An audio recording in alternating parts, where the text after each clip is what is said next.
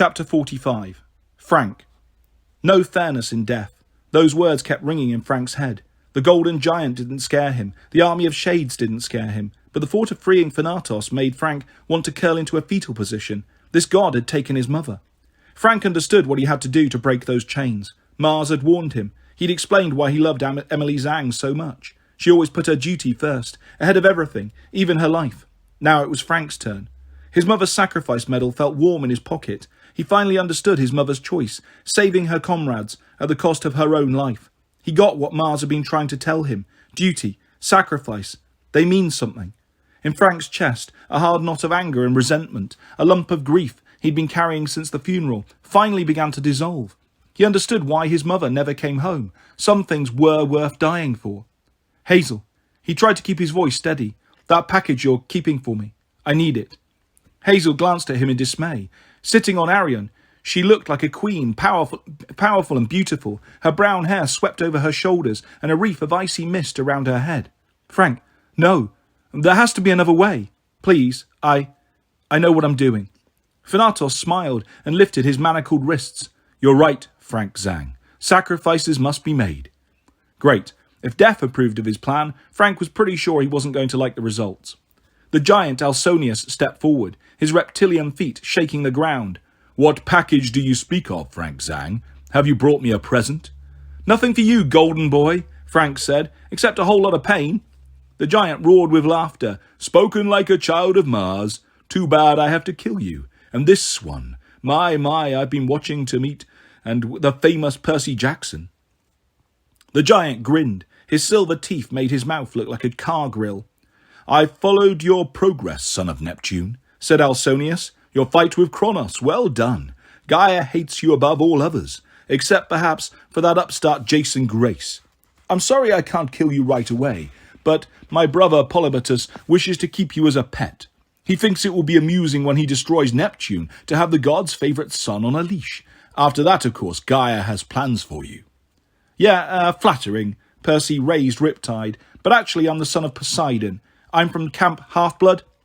The ghosts stirred. Some drew swords and lifted shields. Alsonius raised his hand, gesturing for them to wait. Greek, Roman, it doesn't matter, the giant said easily. We will crush both camps underfoot. You see, the Titans didn't think big enough. They planned to destroy the gods in their new home of America. We giants know better. To kill a weed, you must pull up its roots. Even now, while my forces destroy your little Roman camp, my brother, Porphyrion, is preparing for the real battle in the ancient lands. We will destroy the gods at their source. The ghosts pounded their swords against their shields. The sound echoed across the mountains. The source? Frank asked. You mean Greece? Alsonius chuckled. No need to worry about that, son of Mars. You won't live long enough to see our ultimate victory. I will replace Pluto as lord of the underworld. I already have Death in my custody. With Hazel Levesque in my service, I will have all the riches under the earth as well. Hazel gripped her spather. I don't do service. Oh, but you gave me life, Alsonius said. True, we hoped to awaken Gaia during World War II. That would have been glorious, but really, the world is in almost as bad a shape now. Soon your civilization will be wiped out. The doors of death will stand open. Those who serve us will never perish. Alive or dead, you three will join my army. Percy shook his head. Fat chance, golden boy. You're going down. Wait. Hazel spurred her horse towards the giant. I raised this monster from the earth. I'm the daughter of Pluto. It's my place to kill him. Ah, little Hazel. Alsonius planted his staff on the ice. His hair glittered with millions of dollars worth of gems. Are you sure you will not join us of your own free will? You could be quite precious to us. Why die again? Hazel's eyes flashed with anger. She looked down at Frank and pulled the wrapped-up piece of firewood from her coat. Are you sure? Yeah, he said. She pursed her lips. You're my best friend too, Frank. I should have told you that. She tossed him the stick. Do what you have to. And Percy, can you protect him? Percy gazed at the ranks of ghostly Romans. Against a small army? Sure, no problem. Then, I've got Golden Boy, Hazel said. She charged the giant. Chapter 46. Frank. Frank unwrapped the firewood and knelt at the feet of Thanatos. He was aware of Percy standing over him, swinging his sword and yelling in defiance as the ghosts closed in. He heard the giant bellow and Arion whinny angrily, but he didn't care and didn't dare look. His hands trembling, he held his piece of tinder next to the chains of Death's right leg. He thought about flames, and instantly the wood blazed. Horrible warmth spread through Frank's body. The icy metal began to melt, the flame so bright it was more blinding than the ice. "Good," Thanatos said. "Very good, Frank Zang." Frank had heard about people's lives flashing before their eyes, but now he experienced it literally. He saw his mother, the day she left for Afghanistan. She smiled and hugged him. He tried to breathe in her jasmine scent, so he'd never forget it. "I will always be proud of you, Frank," she said. "Someday you'll travel even further than I. You'll bring our family full circle. Years from now, our descendants will be telling stories about the hero Frank Zang. Their great, great, great..." She poked him in the belly for old time's sake. It would be the last time Frank smiled for months. He saw himself at the picnic bench in Moose Pass, watching the stars and the northern lights, as Hazel snored softly beside him. Percy saying, "Frank, you're a leader. We need you." He saw Percy disappearing into the muskeg, then Hazel diving after him. Frank remembered how alone he had felt, holding onto the bow, how utterly powerless. He had pleaded with the Olympian gods, even Mars, to help his friends, but he knew they were beyond the gods' reach. With a clank, the first chain broke. Quickly, Frank stabbed the firewood at the chain on Death's other leg. He risked a glance over his shoulder. Percy was fighting like a whirlwind. In fact, he was a whirlwind. A miniature hurricane of water and ice vapour churned around him as he waded through the enemy, knocking Roman ghosts away, deflecting arrows and spears. Since when did he have that power? He moved through the enemy lines, and even though he seemed to be leaving, Frank undefended, the enemy was completely focused on Percy. Frank wasn't sure why, and then he saw Percy's goal. One of the black, vapoury ghosts was wearing the lion-skin cape of a standard-bearer and holding a pole with a golden eagle, icicles frozen to its wings. The Legion's standard. Frank watched as Percy ploughed through a line of legionnaires, scattering their shields with his personal cyclone. He knocked down the standard-bearer and grabbed the eagle. "You want it back?" he shouted at the ghosts. "Come and get it!" He drew them away, and Frank couldn't help being awed by his bold strategy. As much as those shades wanted to keep Thanatos chained, they were Roman spirits. Their minds were fuzzy at best, like the ghosts Frank had seen in Asphodel. But they remembered one thing clearly: they were supposed to protect the eagle. Still, Percy couldn't fight off that many enemies forever. Maintaining a storm like that had to be difficult. Despite the cold, his face was already beaded with sweat. Frank looked for Hazel. He couldn't see her or the giant. "Watch your fire, boy," Death warned. "You don't have any to waste." Frank cursed. He'd got so distracted, he hadn't noticed the second chain had melted. He moved his fire to the shackles on the god's right hand. The piece of tinder was almost half gone now. Frank started to shiver. More images flashed through his mind. He saw a Mars sitting at his grandmother's bedside, looking at Frank with those nuclear explosion eyes. "You're Juno's secret weapon. Have you figured out your gift yet?" He heard his mother say, "You can be anything." Then he saw grandmother's stern face, her skin as thin as rice paper, her white hair spread across her pillow. "Yes, Fai Zhang, your mother was not simply boasting or boosting your self-esteem. She was telling you the literal truth." He thought of the grizzly bear his mother had intercepted at the edge of the woods. He thought of the large black birds circling over the flames of their family mansion. The third chain snapped. Frank thrust the tinder at the last shackle. His body was racked with pain. Yellow splotches danced in his eyes. He saw Percy at the end of the Via Principalis, holding off the army of ghosts. He'd overturned the chariot and destroyed several buildings, but every time he threw off a wave of attackers in his hurricane, the ghosts simply got up and charged again. Every time Percy slashed one of them down with his sword, the ghost reformed immediately. Percy had backed up almost as far as he could go. Behind him was the side gate of the camp, and about 20 feet beyond that, the edge of the glacier. As for Hazel, she and Alsonius had managed to destroy most of the barracks in their battle. Now they were fighting in the wreckage at the main gate. Arion was playing a dangerous game of tag, charging around the giant while Alsonius swiped at them with his staff, knocking over walls and cleaving massive chasms in the ice. Only Arion's speed kept them alive. Finally, Death's last chain snapped. With a desperate yelp, Frank jabbed his firewood into a pile of snow and extinguished the flame. His pain faded. He was still alive. But when he took out the piece of tinder, it was no more than a stub, smaller than a candy bar. Thanatos raised his arms. "Free!" he said with satisfaction. "Great." Frank blinked with the spots from his eyes. "Then do something." Thanatos gave him a calm smile. Do something? Of course, I will watch. Those who die in this battle will stay dead. Thanks, Frank muttered, slipping his firewood into his coat. Very helpful. You're most welcome, Thanatos said agreeably. Percy, Frank yelled. They can die now. Percy nodded, understanding, but he looked worn out. His hurricane was slowing down. His strikes were getting slower. The entire ghostly army had him surrounded, gradually forcing him towards the edge of the glacier. Frank drew his bow to help. Then he dropped it. Normal arrows from a hunting store in Seward wouldn't do any good. Frank would have to use his gift. He thought he understood his powers at last. Something about watching the firewood burn, smelling the acrid smoke of his own life, had made him feel strangely confident. It is fair, your life burns. Is it fair your life burns so short and bright? Death had asked. No such thing as fair, Frank told himself. If I'm going to burn, it might as well be bright. He took one step towards Percy. Then, from across the camp, Hazel yelled in pain. Arion screamed as the giant got a lucky shot. His staff sent horse and rider tumbling over the ice, crashing into the ramparts. Hazel! Frank glanced back at Percy, wishing he had his spear. If he could just summon Grey. But he couldn't be in two places at once.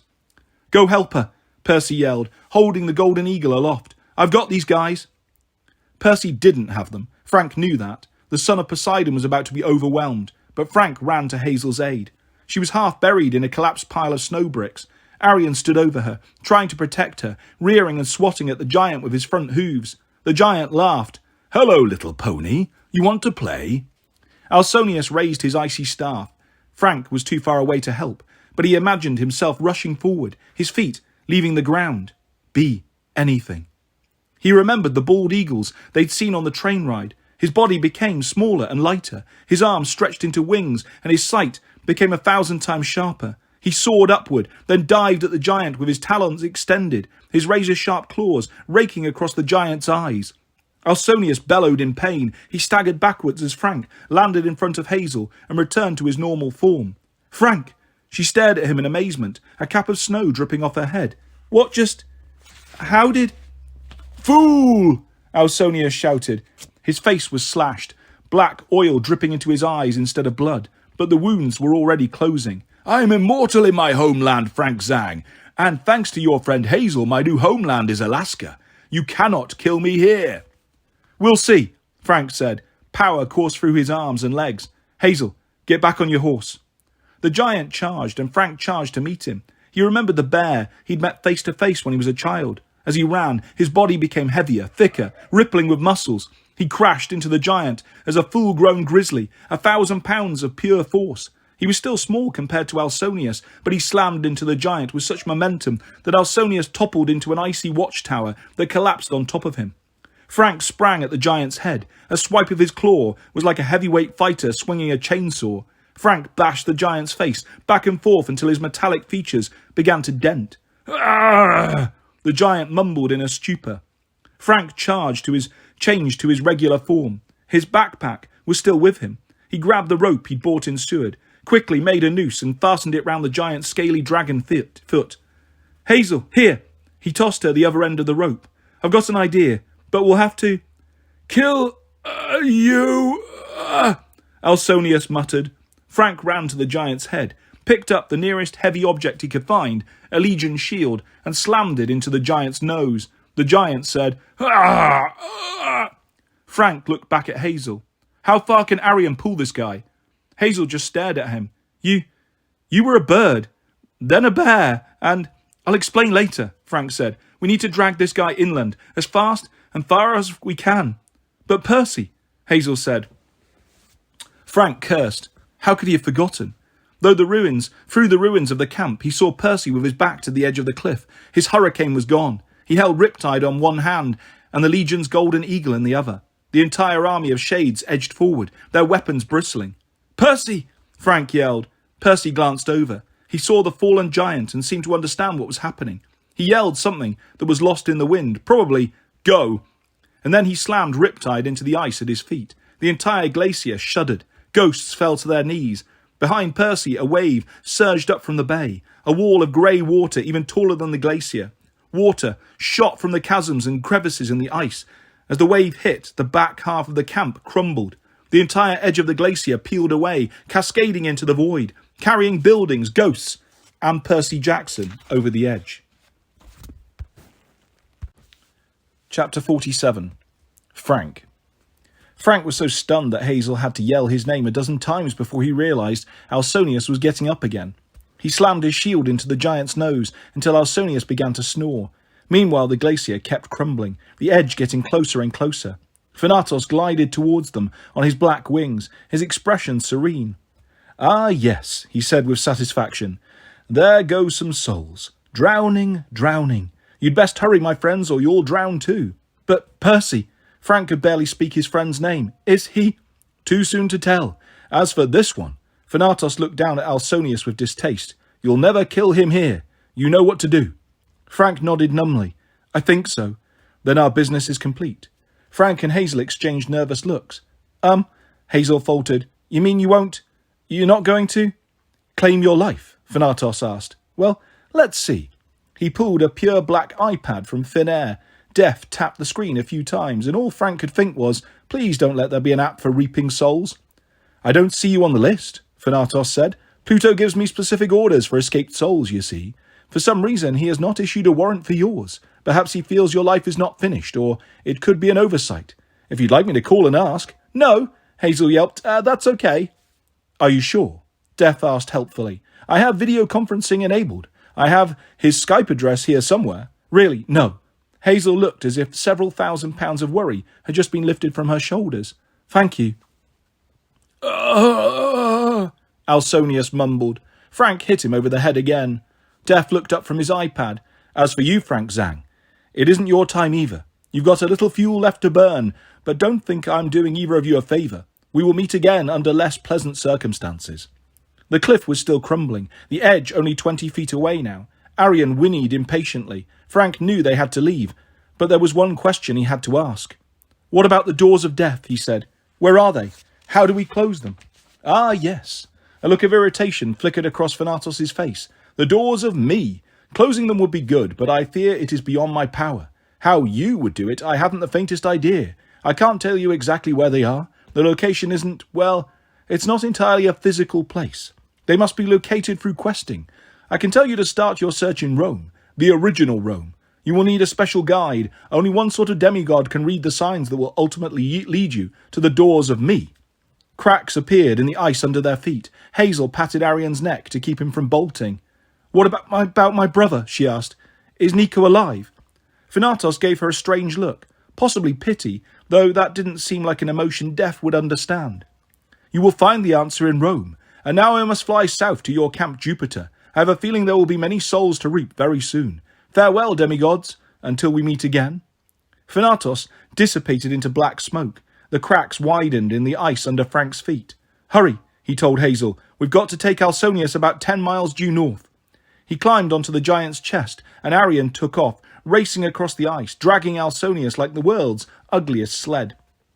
It was a short trip.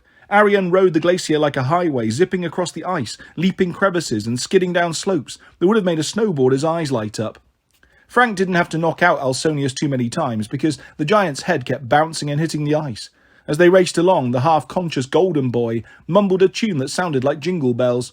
Frank felt pretty stunned himself. He just turned into an eagle and a bear. He could still feel fluid energy rippling through his body, like he was halfway between a solid and a liquid state. Not only that, Hazel and he had released Death, and both of them had survived, and Percy— Frank swallowed down his fear. Percy had gone over the side of the glacier to save them.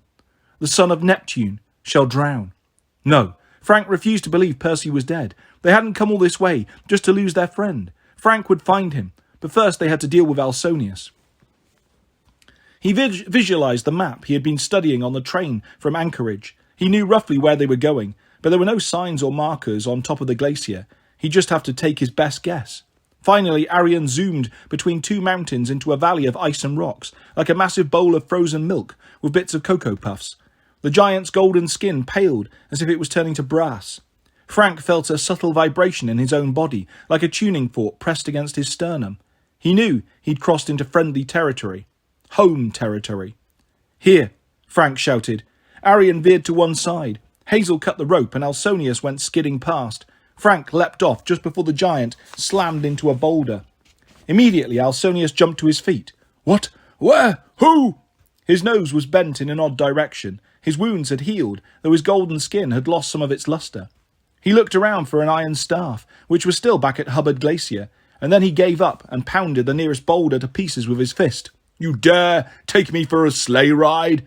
He tensed and sniffed the air. That smell, like snuffed-out souls. Thanatos is free. But it doesn't matter. Gaia still controls the doors of death. Now, why have you brought me here, son of Mars? To kill you, Frank said. Next question? The giant's eyes narrowed. I've never known a child of Mars who can change his form, but that doesn't mean you can defeat me. Do you think your stupid soldier of a father gave you the strength to face me in one-on-one combat? Hazel drew her sword. How about 2-on-1? The giant growled and charged at Hazel, but Arion nimbly darted out of the way. Hazel slashed her sword across the back of the giant's calf. Black oil spouted from the wound. Alsonius stumbled. You can't kill me, Thanatos or no.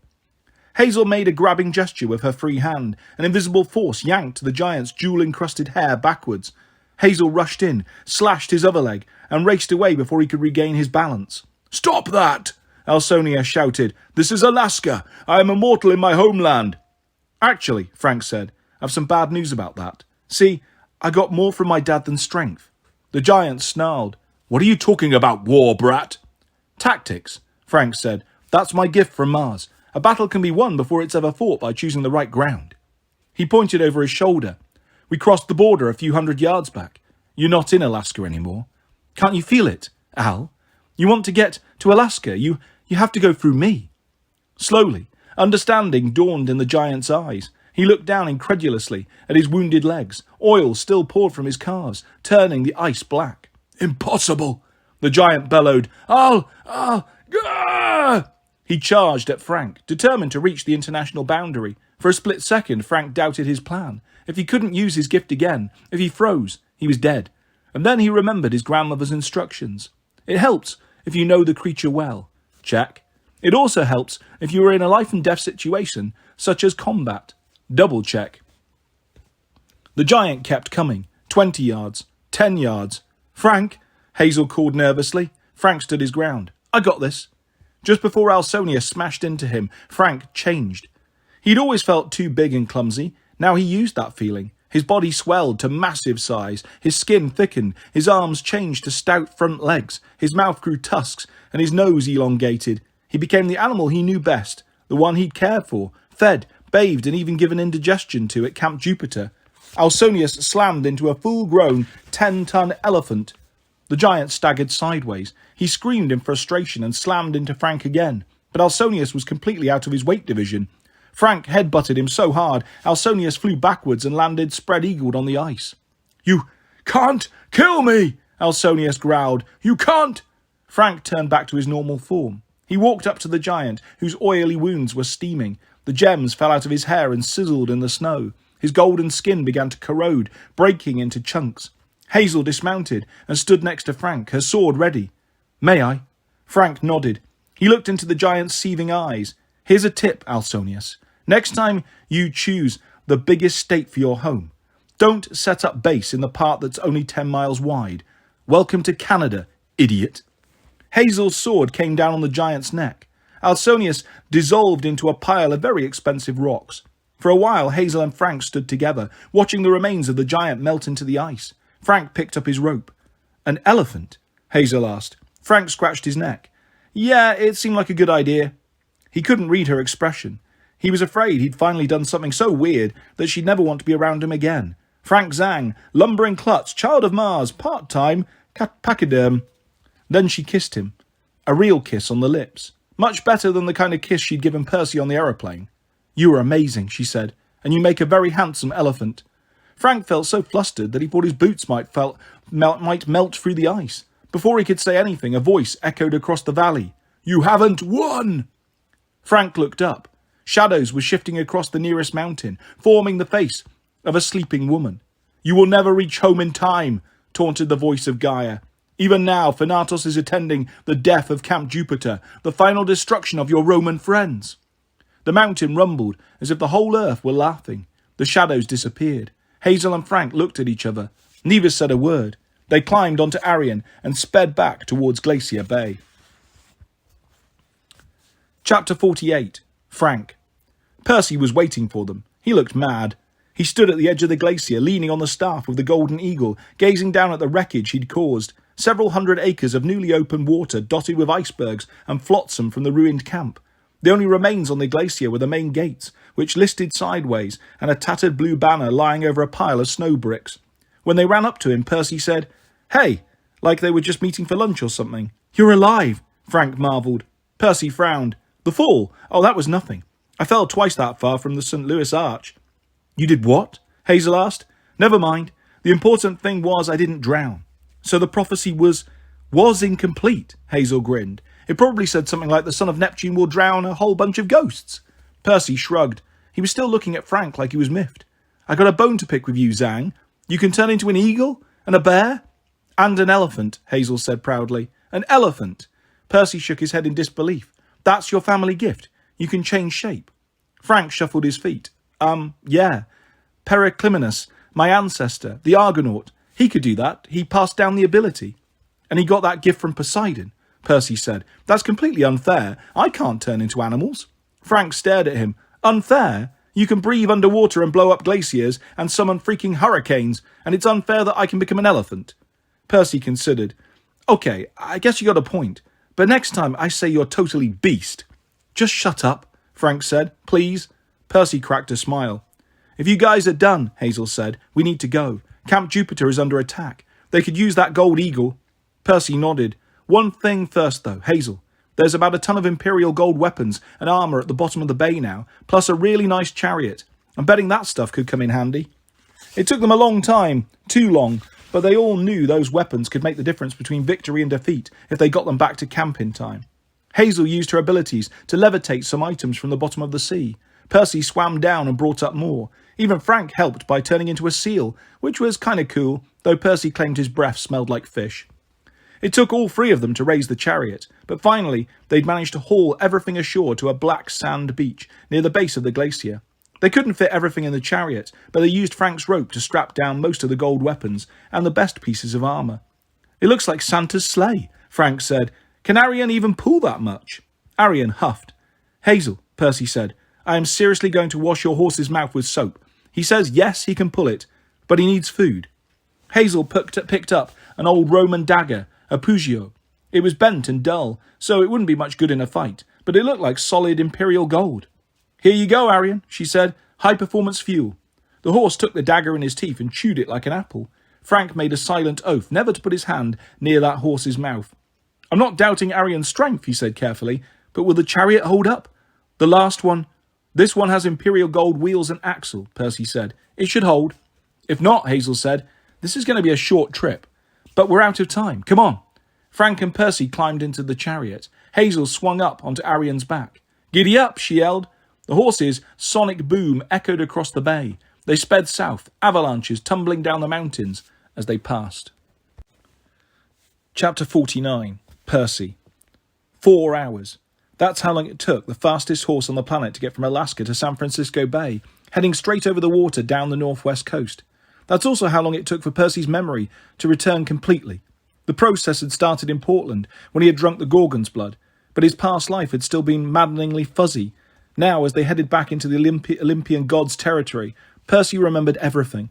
The war with Kronos, his 16th birthday at Camp Half-Blood, his trainer, Chiron, the centaur, his best friend, Grover, his brother, Tyson, and most of all, Annabeth. 2 great months of dating, and then boom, he'd been abducted by the alien known as Hera, or Juno, whatever. 8 months of his life stolen. Next time Percy saw the Queen of Olympus, he was definitely going to give her a goddess-sized slap upside the head. His friends and family must be going out of their minds. If Camp Jupiter was in such bad trouble, he could only guess what Camp Half-Blood must be facing without him. Even worse, saving both camps would be only the beginning.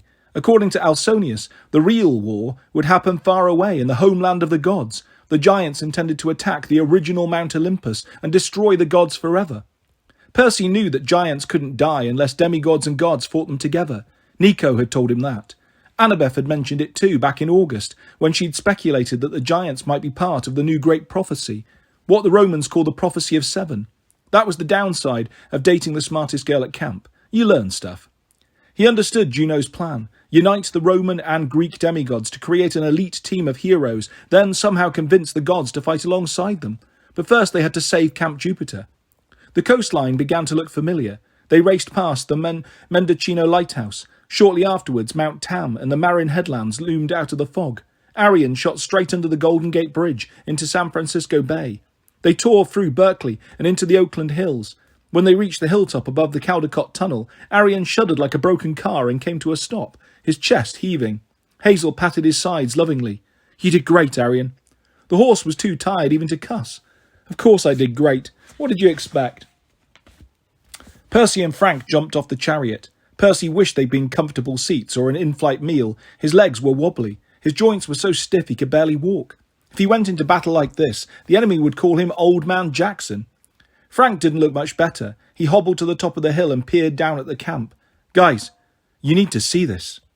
When Percy and Hazel joined him, Percy's heart sank. The battle had begun, and it wasn't going well. The 12th Legion was arrayed on the field of Mars, trying to protect the city. Scorpions fired into the ranks of the Earthborn. Hannibal the elephant ploughed down monsters right and left, but the defenders were badly outnumbered. On her Pegasus, Scipio, Rayna flew around the giant Polypotus, trying to keep him occupied. The Lairs had formed shimmering purple lines against a mob of black, vaporous shades in ancient armour. Veteran demigods from the city had joined the battle and were pushing their shield wall against an onslaught of wild centaurs. Giant eagles circled the battlefield, doing aerial combat with two snake-haired ladies in green bargain-mart vests, Svenno and Uriel. The Legion itself was taking the brunt of the attack, but their formation was breaking. Each cohort was an island in a sea of enemies. The Cyclops' siege tower shot glowing green cannonballs into the city, blasting craters in the Forum, reducing houses to ruins. As Percy watched, a cannonball hit the Senate House and the dome partially collapsed. "We're too late," Hazel said. "No," Percy said. "They're still fighting. We can do this." "Where's Lupa?" Frank asked, desperation creeping into his voice. "She and the wolves. They should be here." Percy thought about his time with the wolf goddess. He'd come to respect her teachings, but he'd also learned that wolves had limits. They weren't frontline fighters. They only attacked when they had vastly superior numbers, and usually under the cover of darkness. Besides, Lupa's first rule was self-sufficiency. She would help her children as much as she could, train them to fight, but in the end, they were either predator or prey. Romans had to fight for themselves. They had to prove their worth or die. That was Lupa's way. "She did what she could," Percy said. "She slowed down the army on its way south. Now it's up to us. We've got to get the Gold Eagle and these weapons to the Legion." "But Arion is out of steam," Hazel said. "We can't haul this stuff ourselves." "Maybe we don't have to." Percy scanned the hilltops. If Tyson had got his dream message in Vancouver, help might be close. He whistled as loud as he could. A good New York cab whistle that would have been heard all the way from Times Square to Central Park. Shadows rippled in the trees. A huge black shape bounded out of nowhere, a mastiff the size of an SUV with a cyclops and a harpy on her back. "Hellhound!" Frank scrambled backwards. "It's okay," Percy grinned. "These are friends." "Brother!" Tyson climbed off and ran towards Percy. Percy tried to brace himself, but it was no good. Tyson slammed into him and smothered him in a hug. For a few seconds, Percy could see only black spots and lots of flannel, and then Tyson let go and laughed with delight, looking Percy over with that massive baby brown eye. "You are not dead," he said. "I like it when you're not dead." Ella fluttered to the ground and began preening her feathers. "Ella found a dog," she announced, "a large dog and a cyclops." Was she blushing? Before Percy could decide, his black mastiff pounced on him, knocking Percy to the ground and barking so loudly that even Arion backed up. "Hey, Mrs. O'Leary," Percy said. "Yeah, I love you too, girl. Good dog." Hazel made a squeaking sound. "You have a hellhound named Mrs. O'Leary." Long story. Percy managed to get to his feet and wipe off the dog slobber. "You can ask your brother." His voice wavered when he saw Hazel's expression. He'd almost forgotten that Nico D'Angelo was missing. Hazel had told him what Thanatos had said about searching for the doors of death in Rome, and Percy was anxious to find Nico for his own reasons, to wring the kid's neck for having pretended he didn't know Percy when he first came to camp. Still, he was Hazel's brother, and finding him was a conversation for another time. "Sorry," he said, "but yeah, this is my dog, Mrs. O'Leary. Tyson, these are my friends, Frank and Hazel." Percy turned to Ella, who was counting all the barbs on one of her feathers. "Are you okay?" he asked. "We were worried about you." Ella is not strong, she said. Cyclopses are strong. Tyson found Ella. Tyson took care of Ella. Percy raised his eyebrows. Ella was blushing. Tyson, he said, you big charmer, you. Tyson turned the same colour as Emma's plumage. No. He leaned down and whispered nervously, loud enough for all the others to hear, she's pretty. Frank tapped his head like he was afraid his brain had short-circuited. Anyway, there's this battle happening? Right, Percy agreed. Tyson, where's Annabeth? Is any other help coming? Tyson pouted. His big brown eye got misty. The big ship is not ready. Leo says tomorrow, maybe 2 days, then they will come. We don't have 2 minutes, Percy said. Okay, here's the plan. As quickly as possible, he pointed out which were the good guys and the bad guys on the battlefield. Tyson was alarmed to learn that bad Cyclopses and bad Centaurs were in this giant's army. I have to hit ponymen? Just scare them away, Percy promised. Percy? Frank looked at Tyson with trepidation. I just don't want our friend here getting hurt. Is Tyson a fighter? Percy smiled. Is he a fighter? Frank, you're looking at General Tyson of the Cyclops army, and by the way, Tyson, Frank is a descendant of Poseidon. Brother! Tyson crushed Frank in a hug. Percy stifled a laugh. Actually, he's more like a great... oh, never mind. Yeah, he's your brother. Thanks, Frank mumbled through a mouthful of flannel. But if the Legion mistakes Tyson for an enemy... I've got it. Hazel ran to the chariot and dug out the biggest Roman helmet she could find, plus an old Roman banner embroidered with SPQR. She handed them to Tyson. Put these on, big guy. Then our friends will know you're on our team. Yay, Tyson said. I'm on your team. The helmet was ridiculously small, and he put the cape on backwards like an SPQR baby bib. It'll do, Percy said. Ella, just stay here. Stay safe. Safe, Ella repeated. Ella likes being safe. Safety in numbers. Safety deposit boxes. Ella will go with Tyson. What? Percy said. Oh, fine, whatever. Just don't get hurt. And Mrs. O'Leary? How do you feel about pulling a chariot? Chapter 50. Percy. They were, without a doubt, the strangest reinforcements in Roman military history.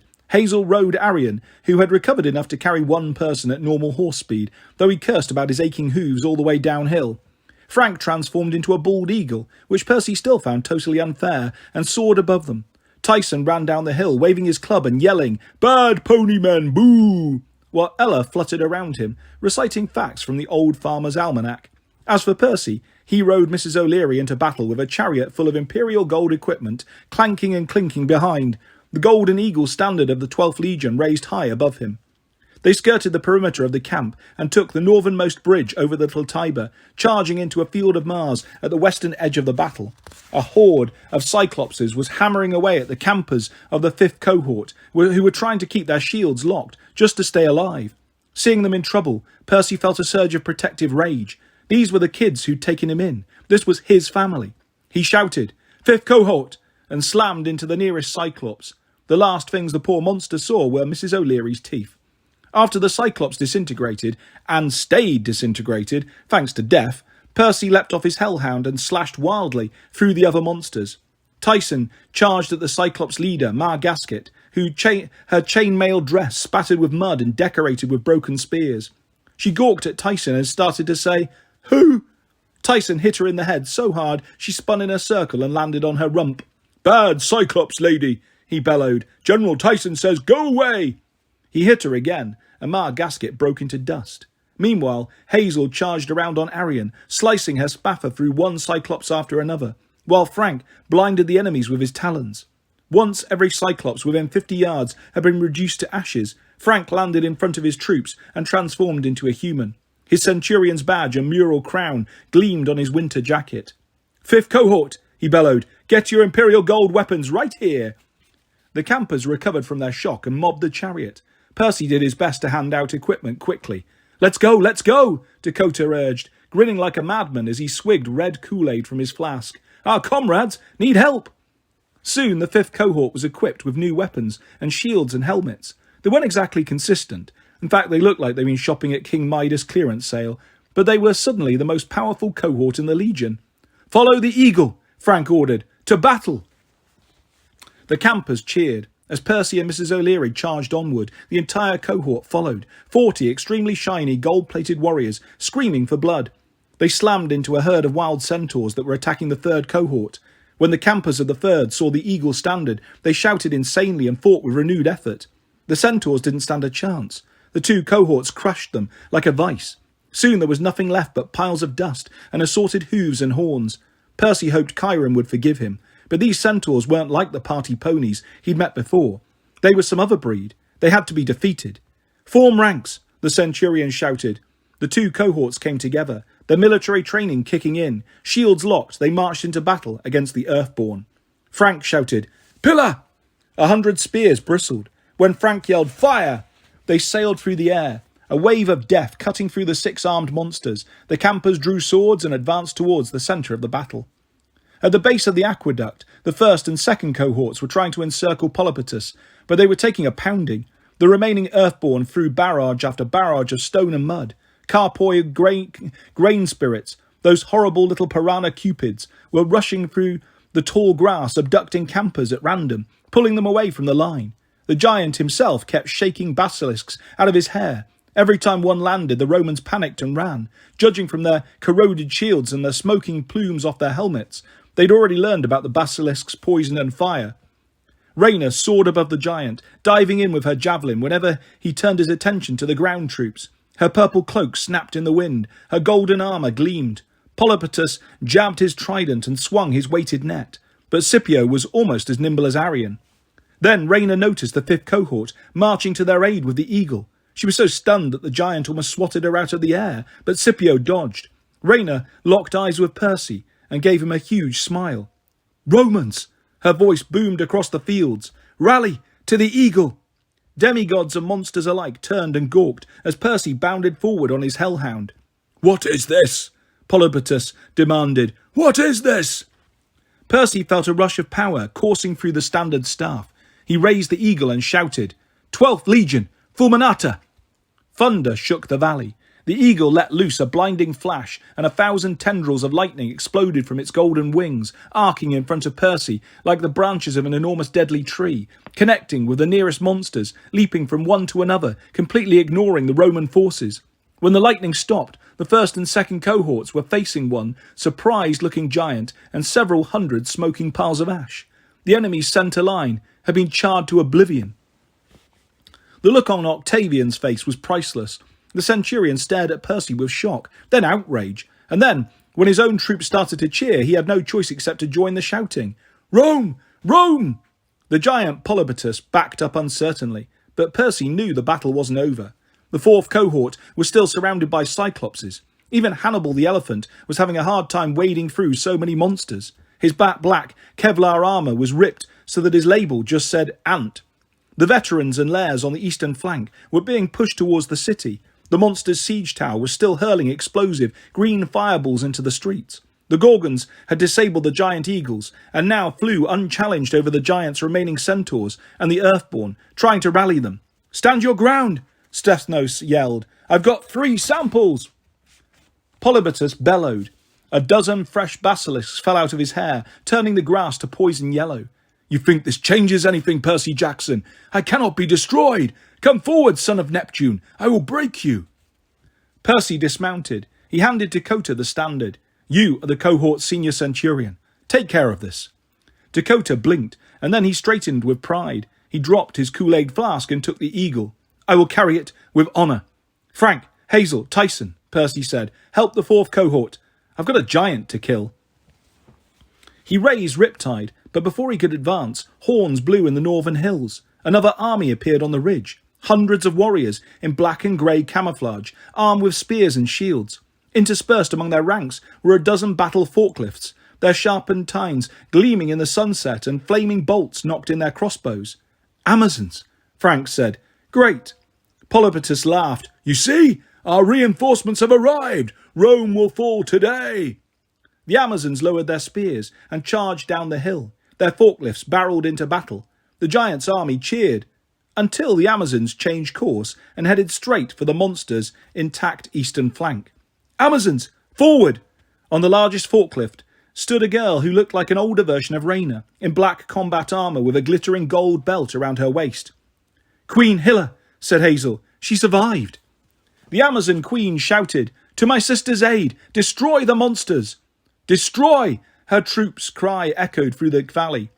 Rayna wheeled her Pegasus towards Percy. Her eyes gleamed. Her expression said, "I could hug you right now." She shouted, "Romans, advance!" The battlefield descended into absolute chaos. Amazon and Roman lines swung towards the enemy like the doors of death themselves. But Percy had only one goal. He pointed at the giant. "You, me, to the finish." They met by the aqueduct, which had somehow survived the battle so far. Polypotus fixed that. He swiped his trident and smashed the nearest brick arch, unleashing a waterfall. "Go on then, son of Neptune," Polypotus taunted. "Let me see your power. Does water do your bidding? Does it heal you? But I am born to oppose Neptune." The giant thrust his hand under the water. As the torrent passed through his fingers, it turned dark green. He flung some at Percy, who instinctively deflected it with his will. The liquid splattered the ground in front of him. With a nasty hiss, the grass withered and smoked. "My touch turns water to poison," Polypotus said. "Let's see what it does to your blood." He threw his net at Percy, but Percy rolled out of the way. He diverted the waterfall straight into the giant's face. While Polypotus was blinded, Percy charged. He plunged riptide into the giant's belly, and then withdrew it, and vaulted away, leaving the giant roaring in pain. The strike would have dissolved any lesser monster, but Polypotus just staggered and looked down at the golden ichor, the blood of immortals, spilling from his wound. The cut was already closing. "Good try, demigod," he snarled, "but I will break you still." "Gotta catch me first," Percy said. He turned and bolted towards the city. "What?" The giant yelled incredulously. "You run? Coward! Stand still and die!" Percy had no intention of doing that. He knew he couldn't kill Polypotus alone, but he did have a plan. He passed Mrs. O'Leary, who looked up curiously, with a gorgon wriggling in her mouth. "I'm fine," Percy yelled as he ran by, followed by a giant screaming bloody murder. He jumped over a burning scorpion and ducked as Hannibal threw a cyclops across his path. Out of the corner of his eye, he saw Tyson pounding the earthborn into the ground like a game of whack-a-mole. Ella was fluttering above him, dodging missiles and calling out advice. "The groin! The earthborn's groin is sensitive." Smash! "Good. Yes, Tyson found its groin." "Percy needs help," Tyson called. I'm good." "Die!" Polypotus yelled, closing fast. Percy kept running. In the distance, he saw Hazel and Arion galloping across the battlefield, cutting down centaurs and carpoi. One grain spirit yelled, "Great wheat! I'll give you wheat!" But Arion stomped him into a pile of breakfast cereal. Queen Hilla and Rayna joined forces, Forklift and Pegasus riding together, scattering the dark shades of fallen warriors. Frank turned himself into an elephant and stomped through some cyclopses, and Dakota held the golden eagle high, blasting lightning at any monsters that dared to challenge the 5th cohort. All that was great, but Percy needed a different kind of help. He needed a god. He glanced back and saw the giant almost within arm's reach. To buy some time, Percy ducked behind one of the aqueduct's columns. The giant swung his trident. When the column crumbled, Percy used the unleashed water to guide the collapse, bringing down several tons of bricks on the giant's head. Percy bolted for the city limits. "Terminus!" he yelled. The nearest statue of the god was about 60 feet ahead. His stone eyes snapped open as Percy ran towards him. "Completely unacceptable," he complained. "Buildings on fire, invaders! Get them out of here, Percy Jackson!" "I'm trying," he said. "But there's this giant, Polypotus." "Yes, I know. Wait, excuse me a moment." Terminus closed his eyes in concentration. A flaming green cannonball sailed overhead and suddenly vaporized. "I can't stop all the missiles," Terminus complained. "Why can't they be civilized and attack more slowly? I'm only one god." "Help me kill the giant," Percy said, "and this will all be over. A god and demigod working together. That's the only way to kill him." Terminus sniffed. "I guard borders. I don't kill giants. It's not in my job description." "Terminus, come on." Percy took another step forward, and the god shrieked indignantly. "Stop right there, young man. No weapons inside the Pomeranian line." "But we're under attack." "I don't care. Rules are rules. When people don't follow the rules, I get very, very angry." Percy smiled. "Hold that thought." He sprinted back towards the giant. "Hey, ugly!" Rawr! Polypotus burst from the ruins of the aqueduct. The water was still pouring over him, turning to poison and creating a steaming marsh around his feet. You will die slowly," the giant promised. He picked up his trident, now dripping with green venom. All around them the battle was winding down. As the last monsters were mopped up, Percy's friends started gathering, forming a ring around the giant. "I will take you prisoner, Percy Jackson," Polypotus snarled. "I will torture you under the sea. Every day the water will heal you, and every day I will bring you closer to death." "Great offer," Percy said, "but I think I'll just kill you instead." Polypotus bellowed in rage. He shook his head, and more basilisks flew from his hair. "Get back," Frank warned. Fresh chaos spread through the ranks. Hazel spurred Arion and put herself between the basilisks and the campers. Frank changed form, shrinking into something lean and furry. A weasel? Percy thought Frank had lost his mind, but when Frank charged the basilisks, they absolutely freaked out. They slithered away, with Frank chasing after them in hot, weaselly pursuit. Polypotus pointed his trident and ran towards Percy. As the giant reached the Pomeranian line, Percy jumped aside like a bullfighter. Polypotus barreled across the city limits. "That's it," Terminus cried. "That's against the rules." Polypotus frowned, obviously confused that he was being told off by a statue. "What are you?" he growled. "Shut up." He pushed the statue over and turned back to Percy. "Now I'm mad," Terminus shrieked. "I'm strangling you. Feel that? Those are my hands around your neck, you big bully. Get over here. I'm going to headbutt you so hard." "Enough." The giant stepped on the statue and broke Terminus in 3 pieces. Pedestal, body, and head. "You didn't," shouted Terminus. "Percy Jackson, you've got yourself a deal. Let's kill this upstart." The giant laughed so hard that he didn't realise Percy was charging until it was too late. Percy jumped up, vaulting off the giant's knee, and drove Riptide straight through one of the metal mouths on Polypotus's breastplate, sinking the celestial bronze hilt deep in his chest. The giant stumbled backwards, tipping over Terminus's pedestal and crashing to the ground. While he was trying to get up, clawing at the sword in his chest, Percy hefted the head of the statue. "You'll never win," the giant groaned. "You cannot defeat me alone." "I'm not alone." Percy raised the stone head above the giant's face. "I'd like you to meet my friend Terminus. He's a god." Too late. Awareness and fear dawned in the giant's face. Percy smashed the god's head as hard as he could into Polypotus's nose, and the giant dissolved, crumbling into a steaming heap of seaweed, reptile skin, and poisonous muck. Percy staggered away, completely exhausted. "Ha!" said the head of Terminus. "That will teach him to obey the rules of Rome." For a moment the battlefield was silent, except for a few fires burning and a few retreating monsters screaming in panic. A ragged circle of Romans and Amazons stood around Percy. Tyson, Ella, and Mrs. O'Leary were there. Frank and Hazel were grinning at him with pride.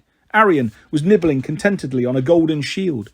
The Romans began to chant, "Percy! Percy!" They mobbed him. Before he knew it, they were raising him on a shield. The cry changed to, "Praetor! Praetor!" Among the chanters was Rhaena herself, who held up her hand and grasped Percy's in congratulation. Then the mob of cheering Romans carried him around the Pomeranian line, carefully avoiding Terminus's borders and escorting him back home to Camp Jupiter. Chapter 51. Percy. The Feast of Fortuna had nothing to do with tuna, which was fine with Percy. Campers, Amazons and Lairs crowded the mess hall for a lavish dinner. Even the fawns were invited, since they'd helped out by bandaging the wounded after the battle. Wind nymphs zipped around the room, delivering orders of pizza, burgers, steaks, salads, Chinese food and burritos, all flying at terminal velocity. Despite the exhausting battle, everyone was in good spirits. Casualties had been light, and the few campers who'd previously died had come back to life, like Gwen, hadn't been taken to the underworld. Maybe Thanatos had turned a blind eye, or maybe Pluto had given those folks a pass, like he had for Hazel. Whatever the case, nobody complained. Colourful Amazon and Roman banners hung side by side from the rafters. The restored golden eagle stood proudly behind the praetor's table, and the walls were decorated with cornucopias, magical horns of plenty that spilled out recycling waterfalls of fruit, chocolate and fresh-baked cookies. The cohorts mingled freely with the Amazons, jumping from couch to couch as they pleased, and for once the soldiers of the Fifth were welcome everywhere. Percy changed seats so many times he lost track of his dinner. There was a lot of flirting and arm wrestling, which seemed to be the same thing for the Amazons. At one point Percy was cornered by Kinsey, the Amazon who disarmed him in Seattle. He had to explain that he already had a girlfriend. Fortunately, Kinsey took it well. She told him what had happened after they left Seattle, how Hilla had defeated her challenger Outrera in 2 consecutive duels to the death, so that the Amazons were now calling their queen Hilla Twice-Kill. Otrera stayed dead the second time, Kinsey said, batting her eyes. We have you to thank for that. If you ever need a new girlfriend, well, I think you'd look great in an iron collar and an orange jumpsuit. Percy couldn't tell if she was kidding or not. He politely thanked her and changed seats. Once everyone had eaten and the plates stopped flying, Raina made a short speech. She formally welcomed the Amazons, thanking them for their help. Then she hugged her sister and everybody applauded. Raina raised her hands for quiet. My sister and I haven't always seen eye to eye. Hilla laughed. That's an understatement. She joined the Amazons, Raina continued. I joined Camp Jupiter. But looking around this room, I think we both made good choices. Strangely, our destinies were made possible by the hero you all just raised to praetor on the battlefield, Percy Jackson. More cheering. The sisters raised their glasses to Percy and beckoned him forward. Everybody asked for a speech, but Percy didn't know what to say. He protested that he really wasn't the best person for praetor, but the campers drowned him out with applause. Raina took away his probatio neckplate. Octavian shot him a dirty look and then turned to the crowd and smiled like this was all his idea. He ripped open a teddy bear and pronounced good omens for the coming year. Fortuna would bless them. He passed his hand over Percy's arm and shouted, Percy Jackson, son of Neptune, first year of service. The Roman symbols burned onto Percy's arm, a trident, SPQR, and a single stripe. It felt like someone was pressing a hot iron into his skin, but Percy managed not to scream. Octavian embraced him and whispered, I hope it hurt. Then Raina gave him an eagle medal and purple cloak, symbols of the praetor. You earned these, Percy. Queen Hilla pounded him on the back, and I've decided not to kill you. Thanks, Percy said. He made his way around the mess hall one more time, because all the campers wanted him at their table.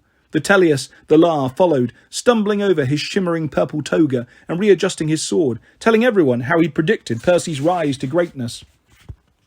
I demanded he join the 5th cohort, the ghost said proudly. Spotted his talent right away.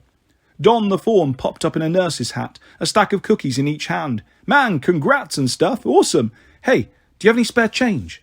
All the attention embarrassed Percy, but he was happy to see how well Hazel and Frank were being treated. Everyone called them the saviours of Rome, and they deserved it.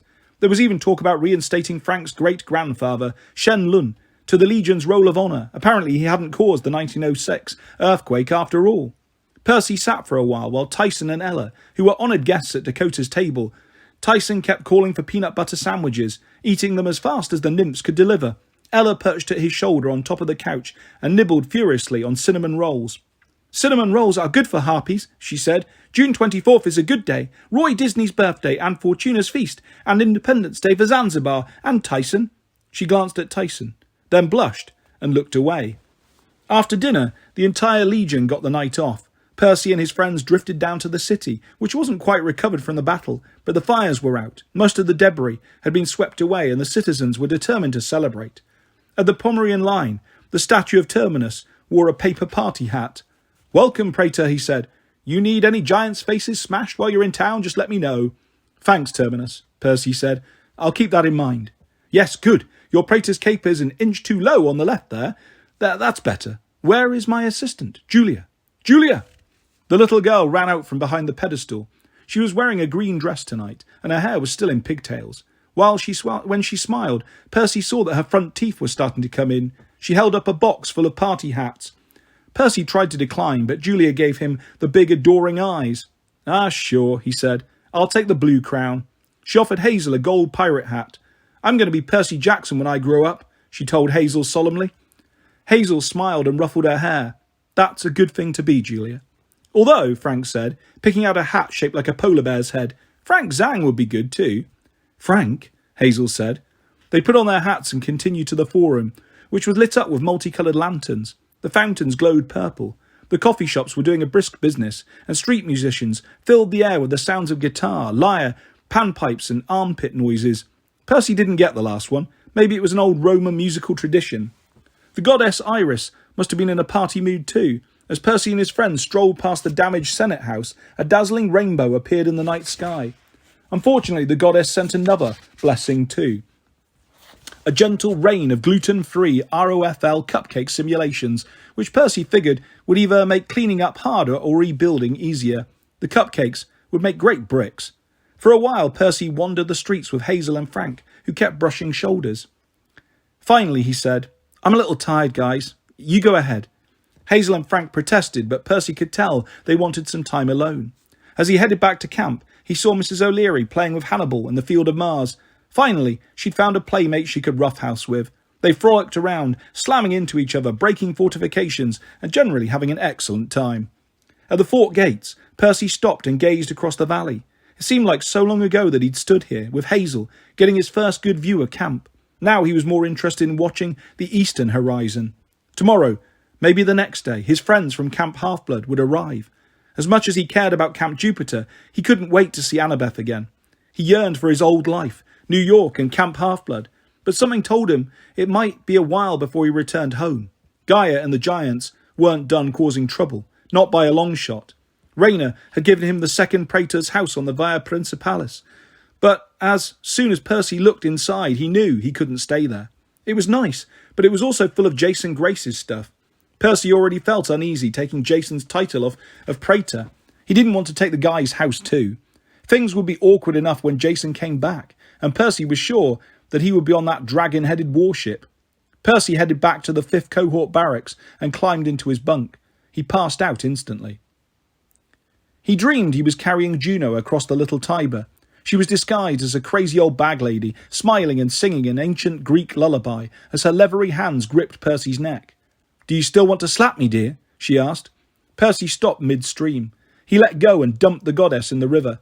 The moment she hit the water, she vanished and reappeared on the shore. "Oh my," she cackled. "That wasn't very heroic, even in a dream." 8 months, Percy said. "You stole 8 months of my life for a quest that took a week. Why?" Juno tutted disapprovingly. "You mortals and your short lives. 8 months is nothing, my dear. I lost 8 centuries once, missed most of the Byzantine Empire." Percy summoned the power of the river. It swirled around him, spinning into a froth of white water. Now, Juno said. "Don't get testy. If we are to defeat Gaia, our plans must be timed perfectly. First, I needed Jason and his friends to free me from my prison." "Your prison? You were in prison and they let you out?" "Don't sound so surprised, dear. I'm a sweet old woman.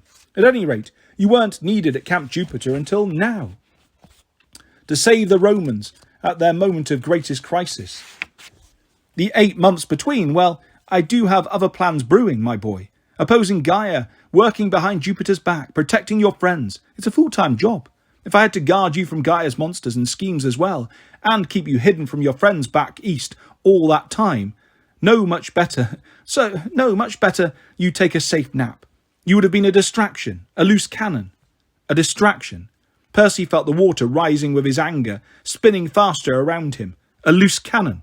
Exactly, I'm glad you understand.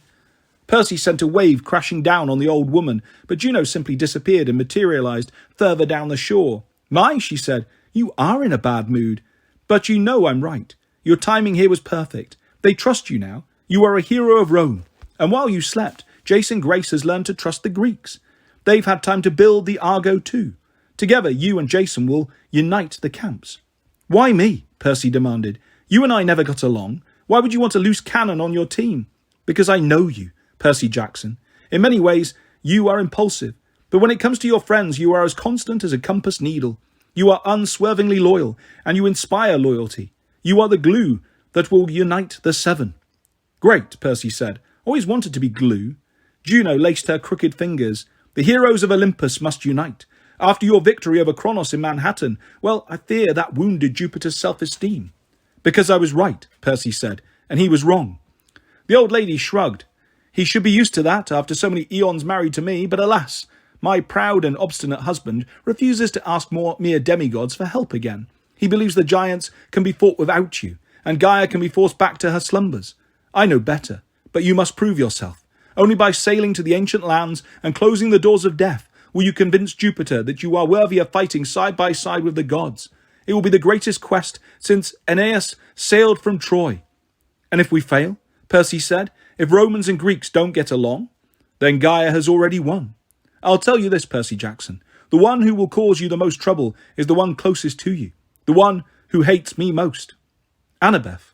Percy felt his anger rising again. "You never liked her. Now you're calling her a troublemaker. You don't know her at all. She's the person I most want watching my back." The goddess smiled dryly. "We will see, young hero. She has a hard task ahead of her when you arrive in Rome. Whether she is up to it, I do not know. Percy summoned a fist of water and smashed it down on the old lady. When the wave receded, she was gone.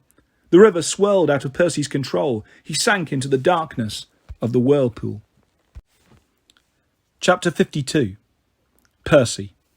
The next morning, Percy, Hazel and Frank ate breakfast early, then headed into the city before the Senate was due to convene. As Percy was a praetor now, he could go pretty much wherever he wanted, whenever he wanted. On the way, they passed the stables, where Tyson and Mrs. O'Leary were sleeping in. Tyson snored on a bed of hay next to the unicorns, a blissful look on his face like he was dreaming of ponies. Mrs. O'Leary had rolled on her back and covered her ears with her paws. On the stable roof, Ella roosted in a pile of old Roman scrolls, her head tucked under her wings. When they got to the forum, they sat by the fountains and watched the sun come up. The citizens were already busy, sweeping up cupcake simulations, confetti and party hats from last night's celebration. The engineer corps was working on a new arch that would commemorate the victory over Polybatus. Hazel said she'd even heard talk of a formal triumph for the three of them, a parade around the city followed by a week of games and celebrations, but Percy knew they'd never get the chance. They didn't have time. Percy told them about his dream of Juno. Hazel frowned. The gods were busy last night. Show him, Frank. Frank reached into his coat pocket. Percy thought he might bring out his piece of firewood, but instead he produced a thin paperback book and a note on red stationery. These were on my pillow this morning. He passed them to Percy, like the tooth fairy visited. The book was The Art of War by Sun Tzu. Percy had never heard of it, but he could guess who sent it. The letter read, "Good job, kid. A real man's best weapon is his mind. This was your mum's favourite book. Give it a read. P.S. I hope your friend Percy has learned some respect for me." Wow, Percy handed back the book. Maybe Mars is different than Ares. I don't think Ares can read. Frank flipped through the pages. There's a lot in here about sacrifice, knowing the cost of war. Back in Vancouver, Mars told me I'd have to put my duty ahead of my life or the entire war would go sideways. I thought he meant freeing Thanatos, but now, I don't know. I'm still alive, so maybe the worst is yet to come. He glanced nervously at Percy, and Percy got the feeling Frank wasn't telling him everything. He wondered if Mars had said something about him, but Percy wasn't sure he wanted to know. Besides, Frank had already given enough. He had watched his family home burn down. He'd lost his mother and his grandmother. You risked your life, Percy said. You were willing to burn up to save the quest. Mars can't expect more than that. Maybe, Frank said doubtfully. Hazel squeezed Frank's hand. They seemed more comfortable around each other this morning, not quite as nervous and awkward. Percy wondered if they'd started dating. He hoped so, but he decided it was better not to ask. Hazel, how about you? Percy asked. Any word from Pluto? She looked down. Several diamonds popped out of the ground at her feet. No, she admitted. In a way, I think he sent a message through Thanatos. My name wasn't on that list of escaped souls. It should have been. You think your dad is giving you a pass? Percy asked. Hazel shrugged. Pluto can't visit me or even talk to me without acknowledging I'm alive. Then he'd have to enforce the laws of death and have Thanatos bring me back to the underworld. I think my dad is turning a blind eye. I think he wants me to find Nico. Percy glanced at the sunrise, hoping to see a warship descending from the sky. So far, nothing. We'll find your brother, Percy promised. As soon as the ship gets here, we'll sail for Rome. Hazel and Frank exchanged uneasy looks, like they'd already talked about this. Percy, Frank said, if you want us to come along, we're in, but are you sure? I mean, we know you've got tons of friends at the other camp, and you could pick anyone at Camp Jupiter now. If we're not part of the Seven, we'd understand. Are you kidding? Percy said. You think I'd leave my team behind after surviving Fleecy's wheat germ, running from cannibals, and hiding under blue giant butts in Alaska? Come on. The tension broke. All three of them started cracking up, maybe a little too much, but it was a relief to be alive with the warm sun shining and not worrying, at least for the moment, about sinister faces appearing in the shadows of the hills. Hazel took a deep breath. The prophecy Ella gave us, about the child of wisdom and the mark of Athena burning through Rome. Do you know what that's about? Percy remembered his dream. Juno had warned that Annabeth had a difficult job ahead of her and that she'd caused trouble for the quest. He couldn't believe that, but still, it worried him. I'm not sure, he admitted. I think there's more to the prophecy. Maybe Ella can remember the rest of it. Frank slipped his book into his pocket. We need to take her with us. I mean, for her own safety. If Octavian finds out Ella has the Sibylline books memorised. Percy shuddered. Octavian used prophecies to keep his power at camp. Now that Percy had taken away his chance at Praetor, Octavian would be looking for other ways to exert influence. If he got hold of Ella. You're right, Percy said. We've got to protect her. I just hope we can convince her. Percy!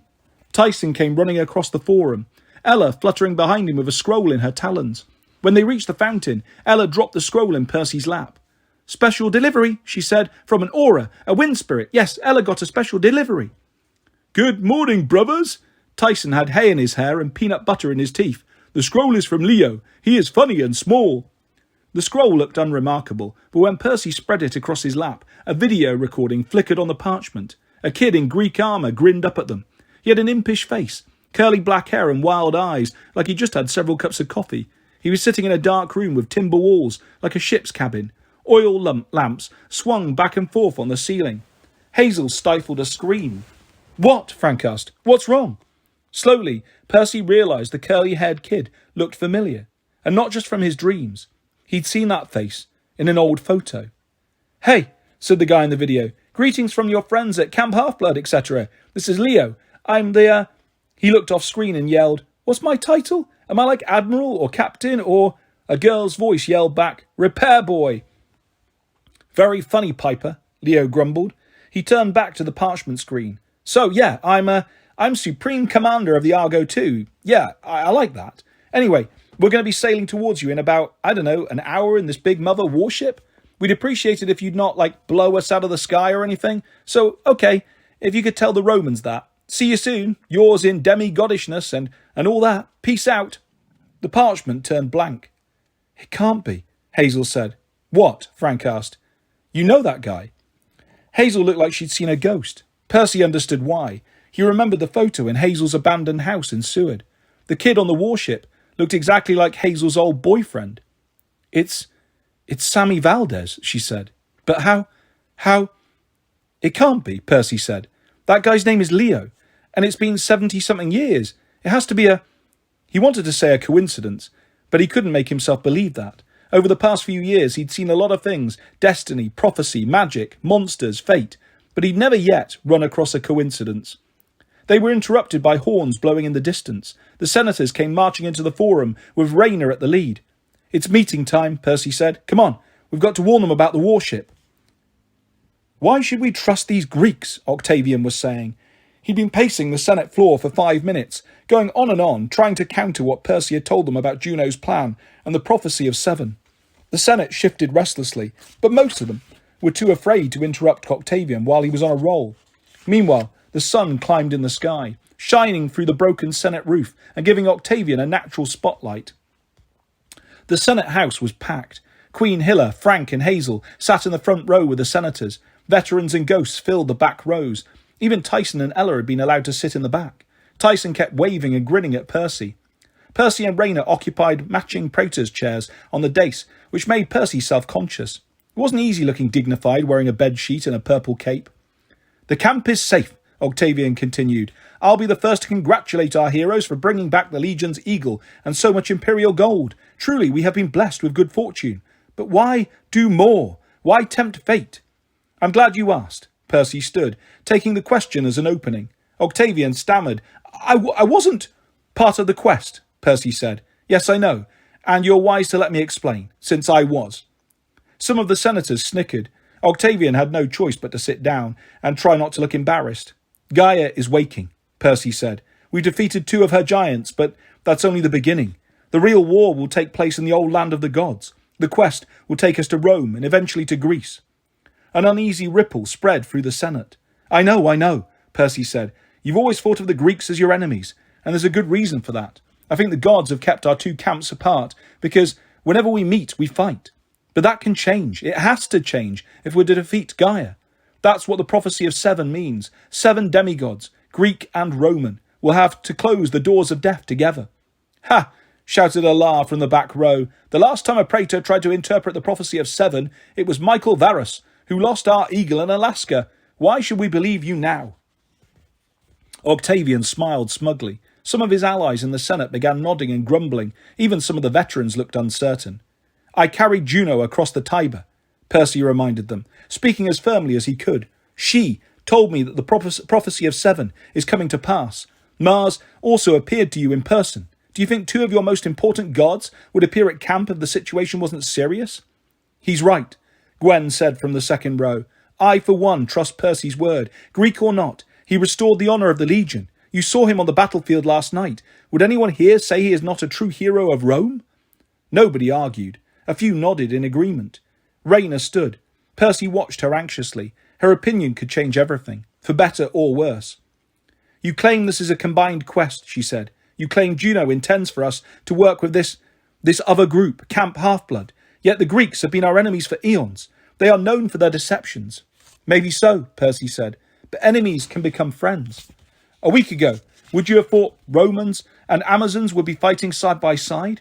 Queen Hilla laughed. "He's got a point." "The demigods of Camp Half-Blood have already been working with Camp Jupiter," Percy said. "We just didn't realise it. During the Titan War last summer, while you were attacking Mount Orifice, we were defending Mount Olympus in Manhattan. I fought Kronos myself." Rayna backed up, almost tripping over her toga. You what?" "I know it's hard to believe," Percy said, "but I think I've earned your trust. I'm on your side. Hazel and Frank, I'm sure they're meant to go with me on this quest. The other 4 are on their way from Camp Half-Blood right now. One of them is Jason Grace, your old praetor." "Oh, come on," Octavian shouted. "He's making things up now." Rayna frowned. "It's a lot to believe. Jason is coming back with a bunch of Greek demigods? You say they're going to appear in the sky in a heavily armed warship, but we shouldn't be worried?" "Yes." Percy looked over the rows of nervous, doubtful spectators. "Just let them land. Hear them out. Jason will back up everything I'm telling you. I swear it on my life." "On your life?" Octavian looked meaningfully at the Senate. "We will remember that if this turns out to be a trick." Right on cue, a messenger rushed into the Senate house, gasping as if he'd run all the way from camp. "Praetors, I'm sorry to interrupt, but our scouts report—" "Ship," Tyson said happily, pointing at the hole in the ceiling. "Yay!" Sure enough, a Greek warship appeared out of the clouds, about a half-mile away, descending towards the Senate house. As it got closer, Percy could see bronze shields glinting along the sides, billowing sails, and a familiar-looking figurehead shaped like a metal dragon. On the tallest mast, a big white flag of truce snapped in the wind. The Argo II. It was the most incredible ship he'd ever seen. "Praetors," the messenger cried, "what are your orders?" Octavian shot to his feet. "You need to ask?"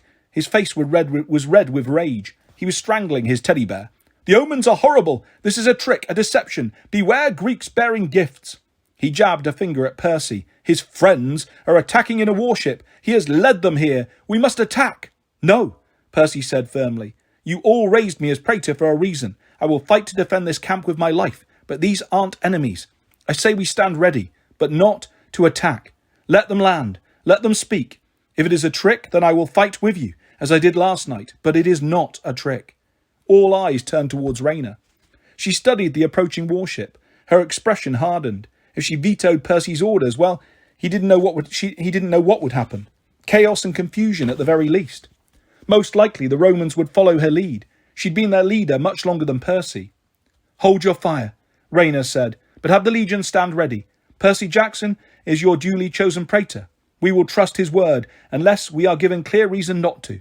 Senators, let us adjourn to the forum and meet our new friends." The senators stampeded out of the auditorium. Whether from excitement or panic, Percy wasn't sure. Tyson ran after them, yelling, "Yay, yay!" with Ella fluttering around his head. Octavian gave Percy a disgusted look, and then threw down his teddy bear and followed the crowd. Rayna stood at Percy's shoulder. "I support you, Percy," she said. "I trust your judgment. But for all our sakes, I hope we can keep the peace between our campers and your Greek friends." "We will," he promised. "You'll see." She glanced up at the warship. Her expression turned a little wistful. "You say Jason is aboard? I hope that's true. I've missed him." She marched outside, leaving Percy alone with Hazel and Frank. "They're coming down right in the forum," Frank said, nervously. "Terminus is going to have a heart attack." "Percy," Hazel said, "you swore on your life. Romans take that seriously. If anything goes wrong, even by accident, Octavian is going to kill you. You know that, right?" Percy smiled. He knew the stakes were high. He knew this day could go horribly wrong. But he also knew that Annabeth was on that ship. If things went right, this would be the best day of his life. He threw one arm around Hazel and one arm around Frank. "Come on," he said. "Let me introduce you to my other family."